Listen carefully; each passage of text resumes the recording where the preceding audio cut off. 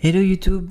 Dans cette vidéo, on va introduire le concept de régression linéaire dans un contexte un peu particulier, tenter d'établir un modèle dont le but est de prédire la qualité des vins. On va s'intéresser au vin de Bordeaux et bien que ce vin a été produit de la même manière depuis des centaines d'années, il y a des différences de prix et de qualité d'une année à l'autre qui sont parfois très importantes. De manière générale, les vins de Bordeaux sont réputés prendre de la valeur avec l'âge. Il y a donc une incitation à stocker le vin jusqu'à ce qu'il soit mûr. Le principal problème est qu'il est difficile de déterminer la qualité du vin quand il est jeune, juste en le goûtant, puisque le goût va changer de manière significative au moment où il sera effectivement consommé. C'est pourquoi les dégustateurs de vin et les experts sont utiles. Ils goûtent les vins et tentent de prédire à l'instinct lesquels seront les meilleurs plus tard. Et voilà le sujet de cette vidéo. Est-il possible d'utiliser une technique d'analyse de données afin de créer un modèle de prédiction de la qualité des vins basé uniquement sur des données et non sur les impressions d'un dégustateur? En 1990, le professeur d'économie Aschenfelter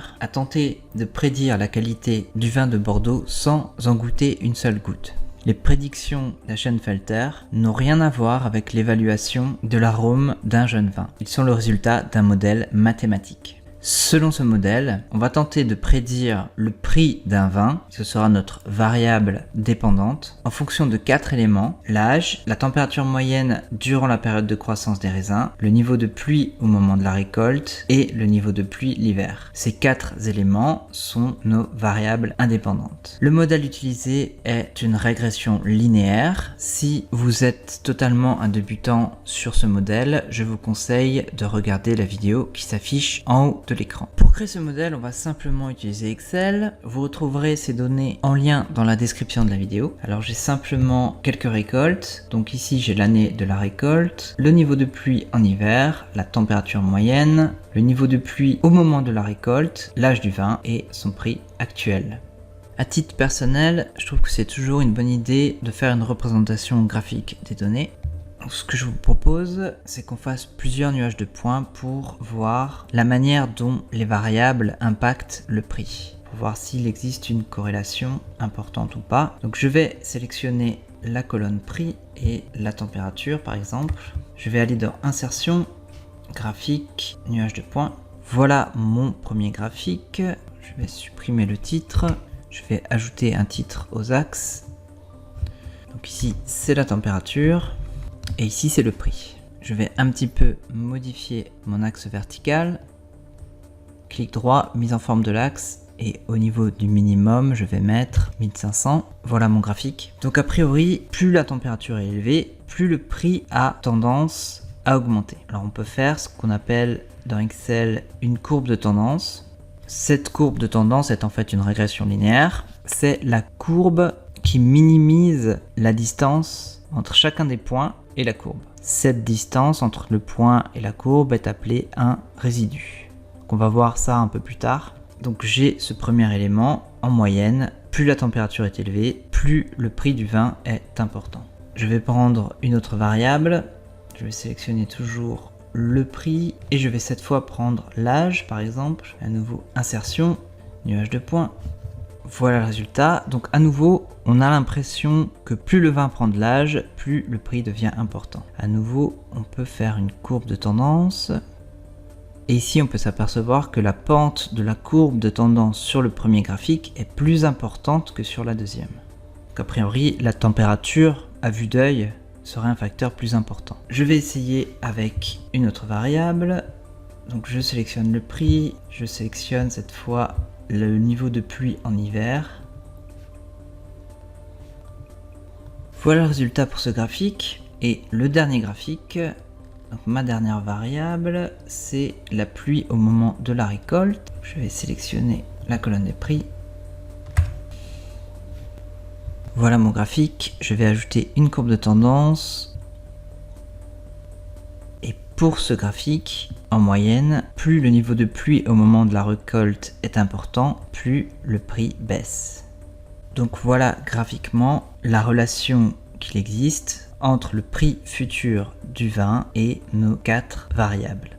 Ok, on va un petit peu avancer dans la création de notre modèle et pour ça, on va utiliser un outil d'Excel qui s'appelle l'utilitaire d'analyse. Alors normalement, il se trouve dans l'onglet Données du ruban au niveau du groupe Analyse, utilitaire d'analyse. Par contre, si vous ne l'avez pas, il faut aller dans Fichier, Options, Compléments et au niveau des compléments Excel, il faut cliquer sur Atteindre et ici, il faut activer Analysis Toolpack. Ok. Donc je vais aller dans l'utilitaire d'analyse. Je vais sélectionner la régression linéaire. Ok. Et je vais faire ce qu'on appelle une régression linéaire simple, c'est-à-dire une variable dépendante expliquée par une seule variable indépendante. Plus tard, on va faire une régression multiple, c'est-à-dire une variable dépendante expliquée par plusieurs variables indépendantes. Ma variable x, c'est-à-dire la variable que l'on souhaite expliquer ou variable dépendante, va être la colonne prix. Entrée, et je vais l'expliquer par la température moyenne. D'après notre graphique, plus la température augmente, plus le prix augmente et visuellement on avait une relation assez forte. Donc je vais commencer par cette variable. La température moyenne qui est ici. Entrée, alors j'ai des intitulés présents, je vais insérer une nouvelle feuille et je vais simplement choisir d'afficher les résidus et éventuellement la courbe de régression.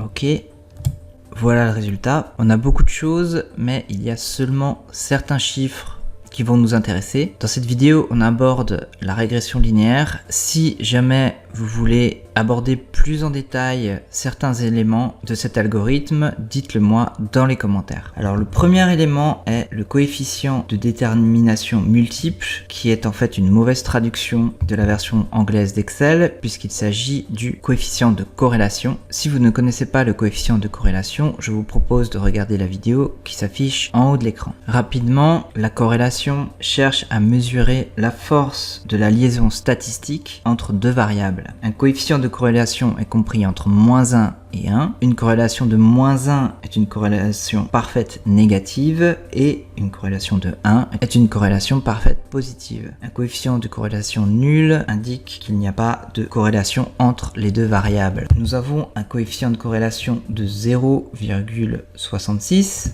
et c'est vrai que si je regarde mon graphique, il y a quand même une corrélation assez forte entre l'augmentation de la température moyenne et l'augmentation du prix. Ok pour ce premier élément. Le deuxième élément qui va nous intéresser, c'est le coefficient de détermination, ou R au carré. Le coefficient de détermination est compris entre 0 et 1 et il représente la fraction de la variance de Y qui est expliquée par la corrélation de Y avec X.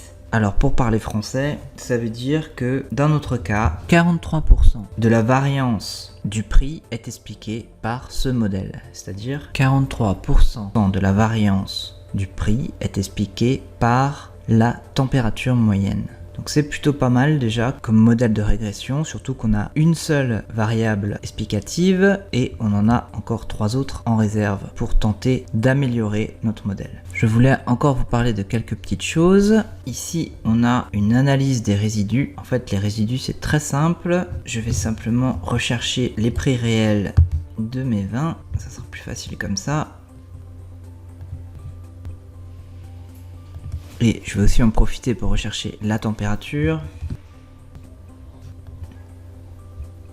Ok, alors d'après notre modèle, nous avons un coefficient relatif à la température moyenne, c'est-à-dire que pour tracer notre droite, on a utilisé l'équation y égale 190,52 fois x, qui est en fait fois la température moyenne, plus b, qui est l'ordonnée à l'origine. Ça vous rappelle les cours du collège, et dans notre cas, c'est coefficient qu'on a ici, la constante, moins 1025,32. Et donc d'après mon modèle, j'ai le coefficient de la température moyenne multiplié par la température moyenne que j'ai eue cette année, plus l'ordonnée à l'origine, qui est appelée constante ici. Alors je vais simplement figer ces éléments pour pouvoir copier ma formule vers le bas. Donc ici j'ai 2235, comme ici au niveau de la colonne prévision de prix, j'ai 2235. je tiens vers le bas et je vais reproduire ce calcul de résidu qui est simplement le prix réel moins le prix calculé par le modèle. 12,61, 12,61. Ok. Comme je vous le disais précédemment, dans cet algorithme de régression linéaire, la droite, donc qui est ici, est la droite qui minimise les résidus. On peut dire que c'est la meilleure droite pour synthétiser les données. Alors, dernier élément que je voulais voir avec vous, c'est cet élément-là, qui a été traduit à tort en français probabilité. En fait, il s'agit de la p-valeur, et plus la p-valeur est petite, plus le pouvoir prédictif de la variable indépendante est élevé. En fait, on a 1 moins ce chiffre-là, 99% de chances que la température moyenne ajoute une puissance prédictive à notre modèle.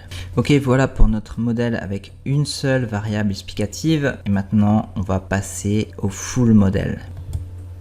Ça va être pareil. Je vais aller dans Données, utilitaire d'analyse, régression linéaire. Ma variable x ou variable explicative, c'est le prix, ça change pas. Par contre, au niveau de ma variable x, je vais utiliser tout ce que j'ai. La pluie en hiver, la température moyenne, la pluie au moment de la récolte et l'âge du vin. Okay. J'appuie sur Entrée, je vais insérer une nouvelle feuille. Les intitulés sont présents. Je vais laisser tomber les résidus et le graphique de régression. Ok.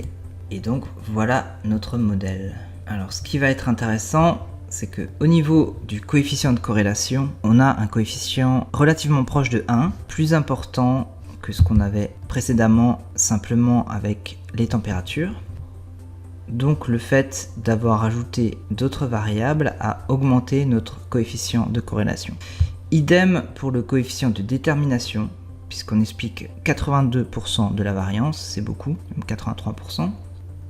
Et au niveau de notre p-valeur, on a des chiffres qui sont faibles. Donc, chacune des variables ajoutées ajoute un pouvoir prédictif à notre modèle. Donc, a priori, ça serait plutôt un bon modèle, mais on va essayer de le tester.